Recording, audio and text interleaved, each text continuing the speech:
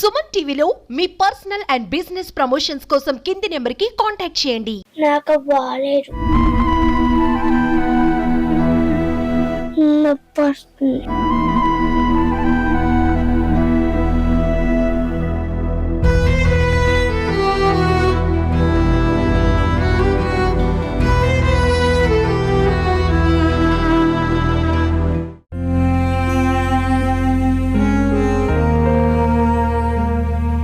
మీరే ఆదుకోవాలి సార్.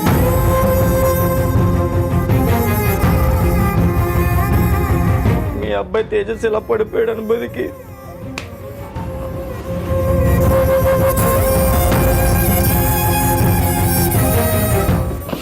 ఈ చెయ్యి ఇరిగిపోయింది.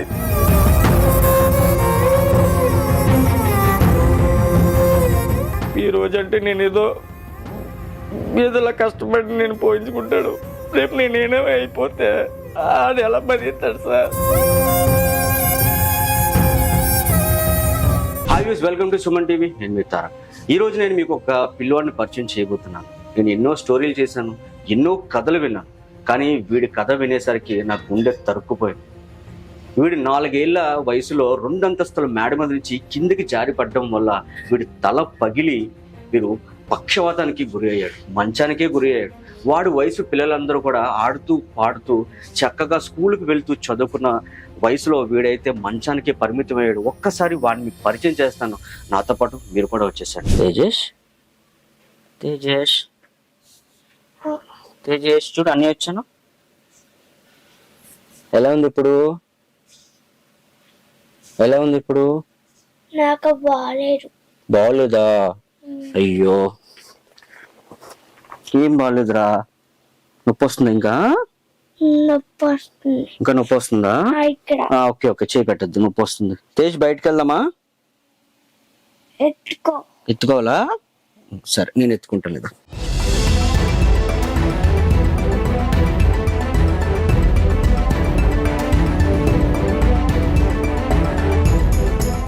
చూసారు కదండి వీడి పరిస్థితి. 4 ఏళ్ల వయసులో 2 అంతస్తుల మేడ నుంచి కాలుజారి పడడం వల్ల ఈ తలదైతే ఇక్కడ చాలా దారుణంగా దెబ్బ తగిలింది. ఇక్కడ సగం స్కల్ అయితే లేదు. చూసారు కదా, 2 సర్జరీలు జరిగినాయి. 2 సర్జరీలు కూడా ఫెయిల్ అయినాయి అబ్బాయికి. దీనివల్ల కాళ్ళు చేతులు అయితే వీడికి రావు. తర్వాత వీడు ఎందుకు చూస్తున్నాడో, ఎందుకు నవ్వుతున్నాడో కూడా ఎవరికి అర్థం కాలేని పరిస్థితి. ఒక్కసారి వీళ్ళ ఫాదర్తో అసలు మాట్లాడదాం మనం. అవ్వండి, ఆయన అయితే ఇప్పుడే వచ్చారు. ఎలా ఉంది రమేష్? లేక ఊరుకో.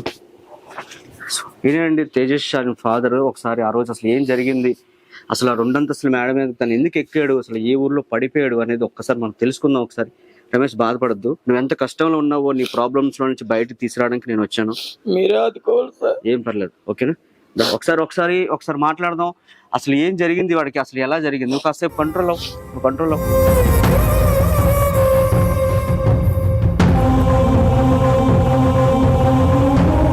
రమేష్, బాధపడద్దు. నీ ప్రాబ్లం నేను సాల్వ్ చేయడానికి నేను వచ్చాను. వీడికి ఒక మంచి, అంటే ఒక సొల్యూషన్ చూపించడానికి నేను ఏదైతే వచ్చాను ఇక్కడికి. నువ్వు అసలు అలాగ ఏడుస్తుంటే అసలు ఆ రోజు ఏం జరిగిందో కూడా మేము ఎవరికి చెప్పలేము. ఓకే, నువ్వు అసలు ఏడు పాపి. ఫస్ట్ అసలు వీడికి ఆ రోజు ఏం జరిగింది, ఏంటి ఒక్కసారి చెప్పు. అసలు ఏ రోజు వీడు పడిపోయాడు, ఎందుకు, ఏ ఊరు వెళ్ళారు మీరు? మేము రాంపూర్లో ఉండేవాళ్ళం సార్, రెంట్కే. గొల్లపేటలో ఉండేవాళ్ళమి. నేను ఆటో వేస్తాను సార్. అయితే పిల్లలిద్దరు ఉన్నారు. చిన్న బేరం తగిలిందని చెప్పేసి పిల్లలిద్దరిని ఇంట్లో పెట్టాను సార్. అయితే వాళ్ళ ఇంట్లోనే ఆవిడ అంగన్వాడీ టీచర్ సార్, 2nd ఫ్లోర్లో ఉండేవాళ్ళమి. ఆవిడ అన్నది, బాబు వెంటనే మమ్మల్ని దించి వచ్చేది, కానీ పిల్లలు మా ఇంట్లో ఉంటారు, మా పిల్లలు ఉన్నారు, చూసుకుంటారు అని చెప్పేసి సార్ చెప్తే వాళ్ళ ఇంట్లో వదిలేసి నేను వెళ్ళాను సార్. పెందుర్తి ఎంఆర్ఓ ఆఫీస్ దగ్గర సార్. వెళ్ళి వచ్చేటప్పటికి వాళ్ళ అమ్మని ఇంట్లోకి వెళ్ళి పొమ్మన్నారట, పడుకోండి అంటే వీళ్ళు పడుకోవడం మానేసి మళ్ళీ వాళ్ళ అబ్బాయి పిలిచాడు సార్. పరిగెట్టి వచ్చి మేడపై జారిపోయి పడిపోయాడు సార్. నాకు ఫోన్ వచ్చింది, ఆ కేంద్రం ఉన్న వాళ్ళు చెప్పారు సార్, మీ అబ్బాయి తేజస్ ఇలా పడిపోయాడు అనుభూతికి. నాకు కాలు చేయలేదు, ఆటోను వదిలేసాను. ఏమైంది కూడా తెలుసు. మీరు చూస్తే బ్లడ్ ఈ చెయ్యి ఇరిగిపోయింది, యువతల దుమ్ము యువతలకు వచ్చేసింది, చేతిలో రూపాయలు లేదు. ఆ పక్కన కిరాణా కొట్టు ఒక ఆయన ఉన్నాడు, నా ఆటో మీద ఎత్తుకొని మొత్తం నలుగురిని కలిపి గోపాలపట్నం హాస్పిటల్ తీసుకెళ్ళాను సార్. బాబు కష్టం, పెద్ద హాస్పిటల్ తీసుకెళ్ళిపోతున్నారు. అంబులెన్స్ ఫోన్ చేస్తే అంబులెన్స్కి వెళ్ళలేదు. అలా పినాకిల్ హాస్పిటల్ తీసుకెళ్ళిపోయారు సార్. పినాకిల్లో తీసుకెళ్ళిపోతే స్టార్టింగ్ 2 లక్షలు కట్టారన్నారు. ఏం చేయాలో తెలియట్లేదు. మొత్తానికి డబ్బులు ఏర్పడ్డాయి. ఎమ్మెల్యే అదీప్ రాజు వచ్చి మీకు సాయం చేస్తాం అది ఇది అని చెప్పారు, కానీ పట్టించుకోలేదు సార్. మొత్తానికి నువ్వు అసలు ముందు ఏడు పాప, ఫస్ట్ నువ్వు ఏడుపు కంట్రోల్ చేసుకొని నువ్వు ముందు ఏడు పాప చెప్తా. అసలు ఆ రోజు హాస్పిటల్ జాయిన్ చేసిన తర్వాత ఏం జరిగింది? హాస్పిటల్లో జాయిన్ చేసిన తర్వాత 1 గంటన్నరకు చేశారు సార్. అయితే ఆరోగ్యశ్రీ లేదు సార్ అక్కడ. ఆల్రెడీ ఎంబీ వెళ్ళాం, వెళ్తే అక్కడ ఆరోగ్యశ్రీ అవుతుంది అన్నారు, కానీ బాబు కండిషన్ చూసి చేయలేం, చచ్చిపోతాడు కదిపితే అన్నారు. ఆ పక్కనే Q1 తీసుకెళ్ళాను సార్, అక్కడ అదే చెప్పారు. తర్వాత కాంప్లెక్స్ దగ్గర 7 హిల్స్ ఏదో ఉంది, అక్కడ చెప్పారు బాబు పరిస్థితి అసలు కండిషన్ బాగాలేదు, కదిపితే మాత్రం చచ్చిపోతుంది అన్నారు. కేహెచ్కి తను తీసుకుపోదాం అనుకున్నాం, ఏదైతే అవుతుందని. మొత్తానికి ఇంకా బాబు కండిషన్ బాగాలేదు, దేవుడి దయ్య అని చెప్పేసి అప్పటికప్పుడే వేరే వాళ్ళ దగ్గర ఇల్లు తాకట్టు పెట్టి తెచ్చి డబ్బులు పినాకిల్ హాస్పిటల్లో ఒక సర్జరీ అయింది సార్. దగ్గర 9 లక్షలు దాటిపోయింది. తర్వాత RON రిహాబిలేషన్ ఉంది సార్ కేహెచ్ దగ్గర, రోజుకి 6,000. ఎన్ని మిషన్లు, బాబు కండిషన్ 3 నెలలు ఉన్నాం హాస్పిటల్లోని, తిండుండేది కాదు.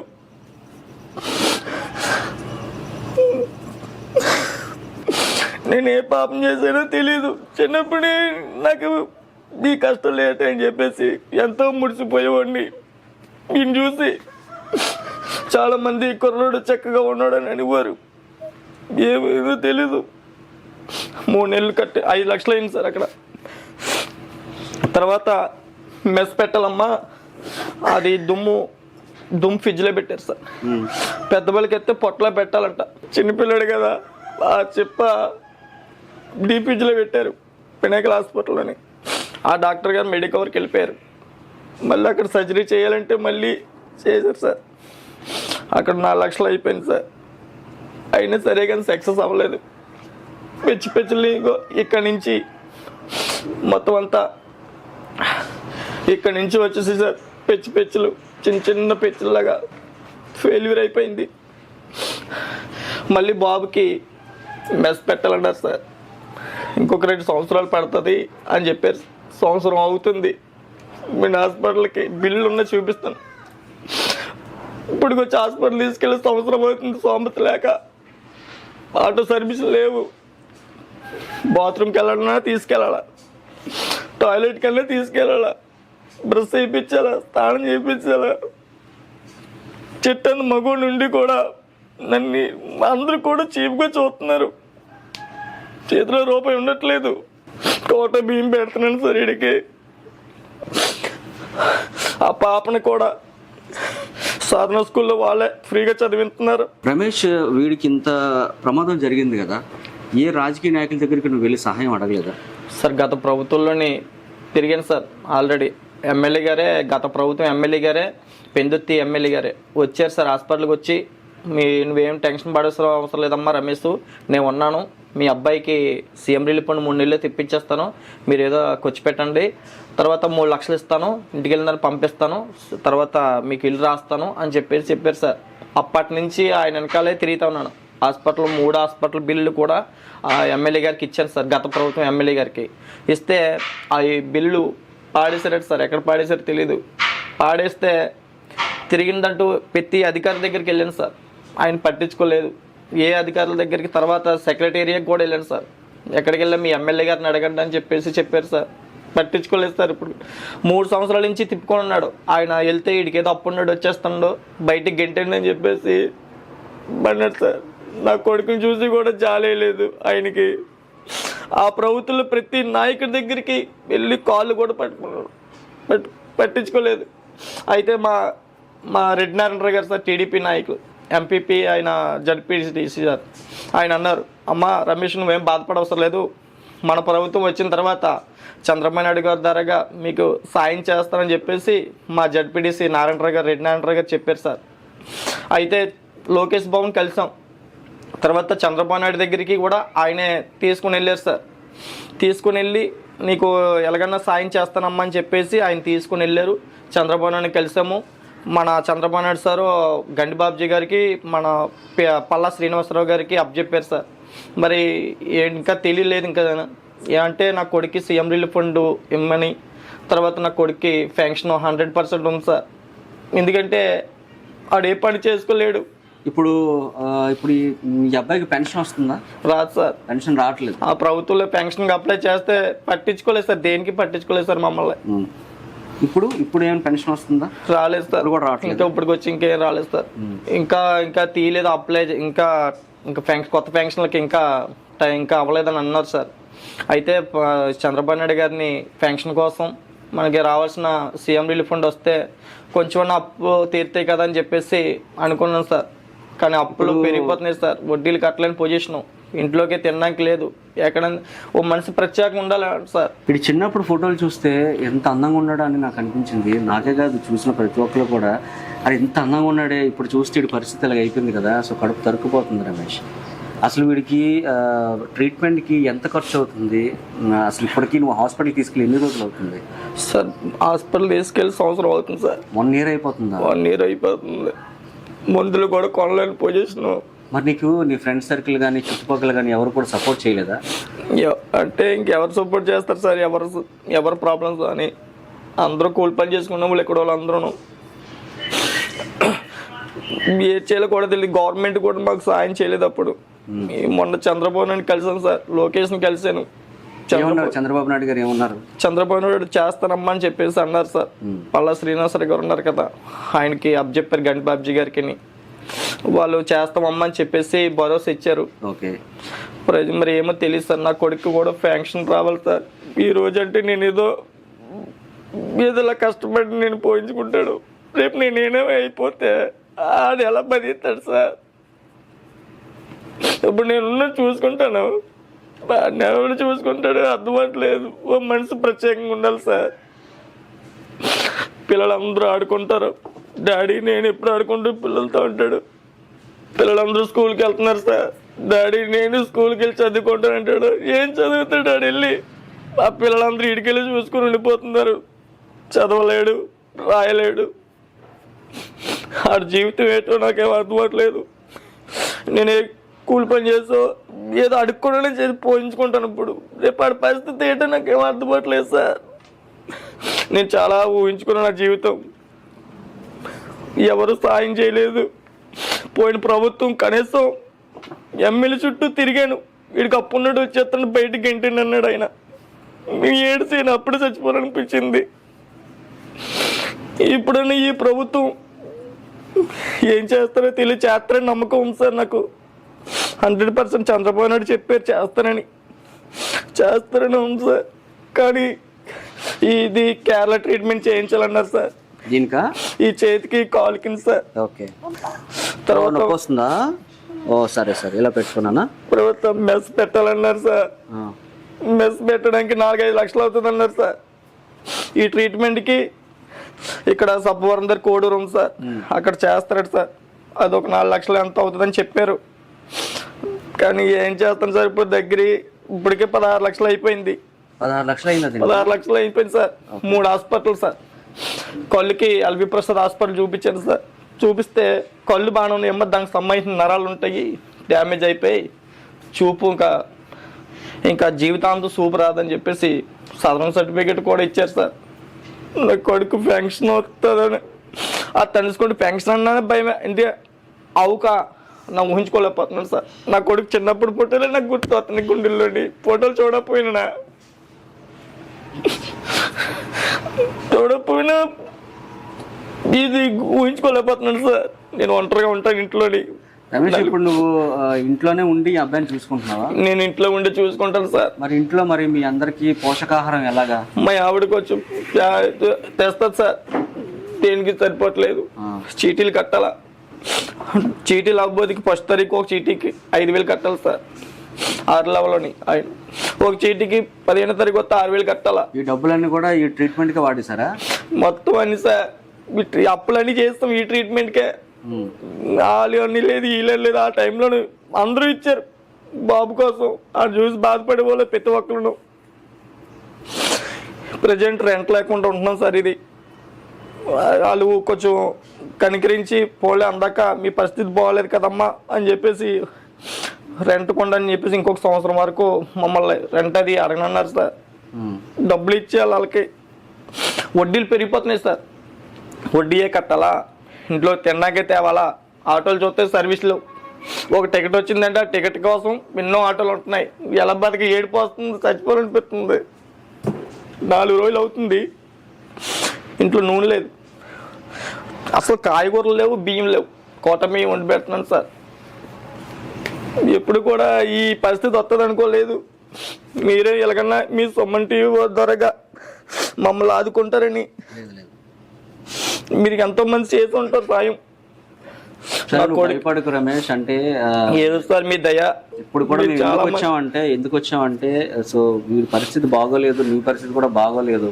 సో ఇది మా సుమన్ టీవీ తరఫు నుంచి, మా తరఫు నుంచి 10 మందికి తెలియడం కోసం, సో మీకు ఏదైనా సహాయం అందుతుంది అందుకోసం అని చెప్పేసి మేమైతే రావడం జరిగింది. నొప్పి వస్తుందా?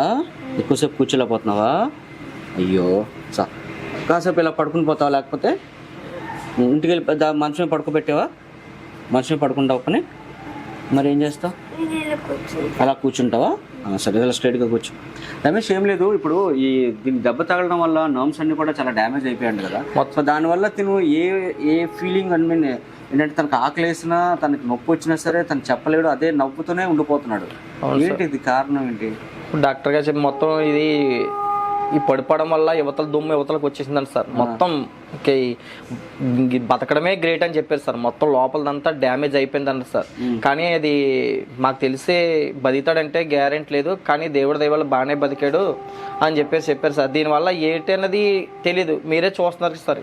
ఎలాగున్నాడు ఏంటన్నది, అది నవ్వుతాడు, ఎందుకు నవ్వుతాడో తెలియదు, ఏటో తెలియదు. మొత్తం ఈ బుర్ర బాగా ఇదైపోయింది సార్. ఈ నరాల వల్ల సార్ ఇప్పుడు బాత్రూమ్ వచ్చినా నవ్వుతాడు సార్, ఆకలి వేస్తున్నా నవ్వుతాడు సార్, టాయిలెట్కి వచ్చినా నవ్వుతాడు. ఎందుకు నవ్వుతాడు కూడదు, ఇది ఏది వచ్చినా బాధ వచ్చినా నవ్వుతాడు సార్. దాన్ని బట్టి నేను అర్థం చేసుకొని ఆడికి ఏం కావాలి, బాత్రూమ్ వస్తే బాత్రూమ్ తీసుకెళ్తాను, టాయిలెట్కి వస్తే టాయిలెట్ తీసుకెళ్తాను. నేను అర్థం చేసుకొని, ఎందుకంటే మిగతా వాళ్ళు ఎవరికి తెలియదు సార్ ఈ పొజిషన్. ఎందుకంటే నేను ఫస్ట్ నుంచి నేను చూస్తున్నాను కాబట్టి వీడికి ఏం కావాలనేది నవ్వడం వల్ల ఈ చేసే ప్రవర్తన పెట్టి నేను అర్థం చేసుకొని నేను చెయ్యాలి సార్. ఆకలి అన్నం పెట్టడం, తర్వాత బాత్రూమ్ తీసుకెళ్ళడం, టాయిలెట్ తీసుకెళ్ళడం. అలా బయటికి సాయంత్రం అయితే పిల్లలందరూ వస్తారు, తీసుకుని వెళ్ళి అక్కడ కూర్చోబెడితే వాళ్ళందరూ ఆడుకుంటూ ఉంటే ఏదో అలా నవ్వుతూ ఉంటాడు సార్. అంటే అప్పుడు అనిపిస్తుంది ఆ పిచ్చోడో తెలియదు, ఏటో తెలీదు, ఆ నరాల వల్ల మొత్తం డ్యామేజ్ అయిపోవడం వల్ల ఇలాగ అయిపోయాడు అని చెప్పేసి నాకు తట్టుకోలేకపోతున్నాను సార్. పిల్లలందరూ ఆడుకుంటా ఉంటే నా కొడుకు ఎప్పుడు ఆడుకుంటాడా, పిల్లలందరూ కూర్చోలేడు sir, back pain sir.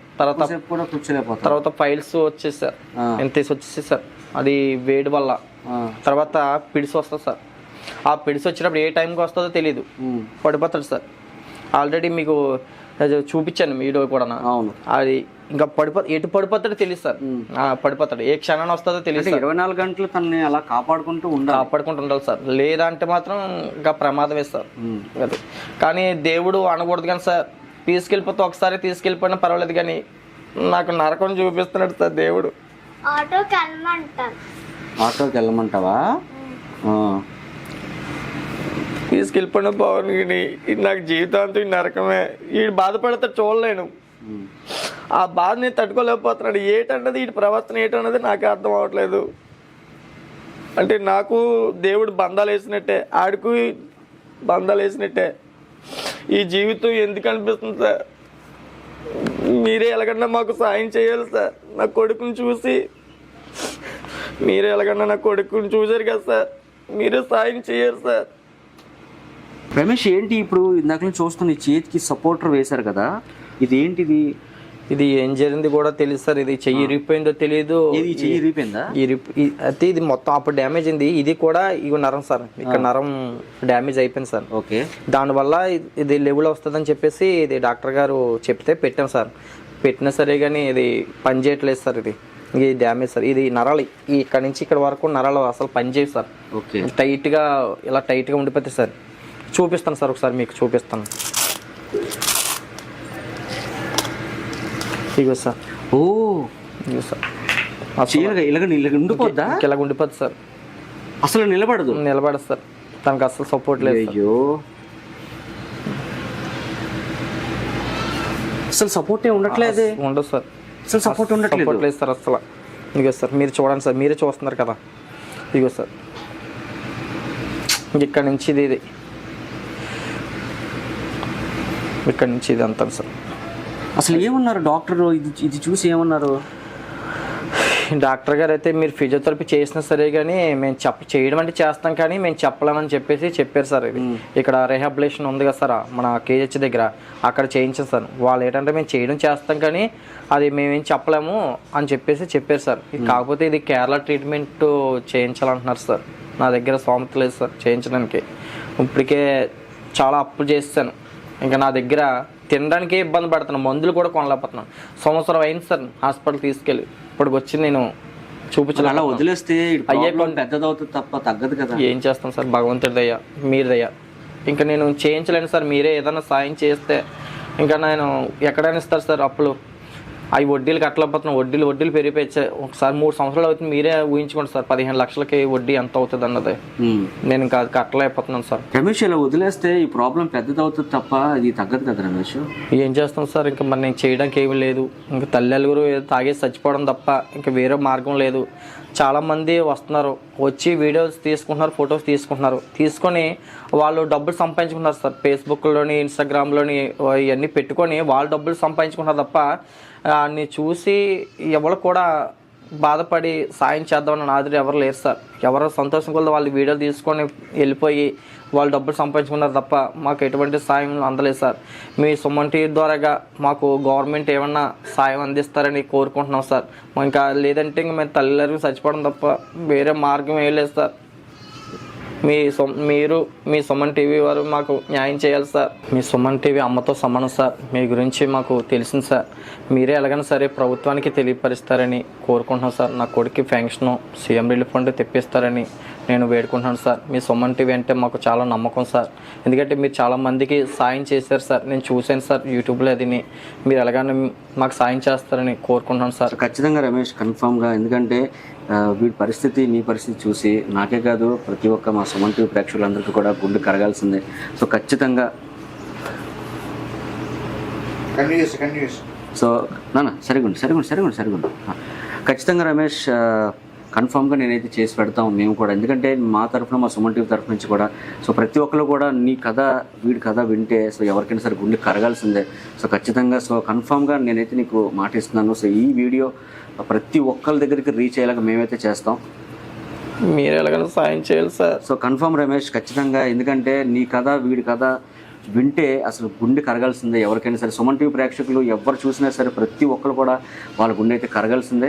So కన్ఫామ్గా నీకు ఏదైతే నువ్వు కోరుకుంటున్నావో సో ఈ వీడియో ఖచ్చితంగా మన సీఎం గారు, డిప్యూటీ సీఎం వరకు వెళ్ళేలాగా మేమైతే చూసుకుంటాం. వీడికి సహాయం చేయడానికి మేమైతే చేస్తాం. ఖచ్చితంగా నీకైతే మాటిస్తున్నాం. ఇలాగ మీరే చేయాలి సార్. ఇంకా చాలామంది వచ్చి చూసుకున్నారు కానీ ఎవరు సాయం చేయలేదు సార్. మీరు వచ్చారంటే మాకు ఫుల్ 100% నమ్మకం సార్. మీరే ఎలాగైనా మాకు సాయం చేయాలి సార్. మీతో సుమన్ టీవీ వాళ్ళకి, నీ సుమన్ టీవీ వాళ్ళకి టెన్షన్ పడకు. ఓకే, వీళ్ళు బాగా చూసుకో. ఓకే, మాకు మీరే న్యాయం చేయాలి సార్. లేదంటే మేము తల్లి గురించి చచ్చిపోవాలి తప్ప ఇంకేం మార్గం లేదు సార్. నేను రూపాయి కూడా తెచ్చే పొజిషన్లో లేను సార్. నేను అడుక్కోను, పోయించుకోవాలి. బాధపడద్దు. ఖచ్చితంగా మీరే ఎలాగైనా సాయం చేయాలి సార్. ఖచ్చితంగా భగవంతుడు అనేవారు ఉన్నారు కాబట్టి సో మమ్మల్ని మీ దగ్గర వరకు కూడా తీసుకొచ్చారంటే ఖచ్చితంగా నీకైతే న్యాయం జరుగుతుంది. మేమే మిమ్మల్ని కలుద్దాం అనుకున్నాం సార్. మీరు దేవుళ్ళకి మా కోసం వచ్చారు సార్. లేదు, మీరు న్యాయం చేస్తారని అనుకుంటున్నాడు సార్. 2020 ఆగస్టు 12 తారీఖున చూపించాడు సార్. 2022 ఆగస్టు 12 ఇదే లాస్ట్. అసలు హాస్పిటల్కి వెళ్ళలేదు? లేదు సార్, ఆటో సర్వీస్ లేదు. ఇవ్వండి, 12 ఆగస్ట్ 2022 ఇదే లాస్ట్ అంట హాస్పిటల్కి విజిట్ చేయడం. సో హాస్పిటల్కి వెళ్ళి దాదాపు 2 సంవత్సరాలు అయిపోతుంది. 2 సంవత్సరాలు అయిపోతుంది సార్. చూపించలేని position sir. Report sir, hospital sir, ఇవన్నీ. ఇదేంటిది? హెడ్కి సంబంధించిన సార్. ఓ మనిషి ప్రత్యేకంగా ఉండాలి సార్, పట్టుకోవడానికి కూడా. నిల్చోలేకపోతున్నాడు. నిల్చోలేడు సార్. నేను ఇంకా చూపించలేక ఆటో బేరా లేక ఆర్కే బీచ్ దగ్గర తీసుకుపోయి పడుకుందాం అనుకుని సార్. ట్రీట్మెంట్ కూడా చేంజ్, మందులు కూడా కొనలేకపోతున్నాడు సార్. మీరు చూస్తే తెలుస్తుంది, ఇంట్లో ఏమి కూడా లేదు సార్. కోట బియ్యం పెడుతున్నాడు సార్, తినలేకపోతున్నాడు. ఇగో సార్, ఆడు పొజిషన్ చూసారు కదా, మీరు ఎలాగన్నారు సాయం చేయాలి సార్. చూశారు కదండి ఒక తండ్రి ఆవేదన. ఏ జన్మలో చేసుకున్న పాపమో నా బిడ్డ విషయంలో విధి వికృతించిందని చెప్పేసి తనైతే బాధపడుతున్నాడు. ప్రతి ఒక్కరు కూడా ఆ ఏజ్లో స్కూల్కి వెళ్ళి చక్కగా ఆడుకునే వయసులో నా బిడ్డ అయితే మాత్రం మంచానికి పరిమితం అవుతున్నది, మంచానికి పరిమితం అయిపోయాడని చెప్పేసి తను ఏడవని క్షణం లేదు, ఏడవని రోజు లేదు.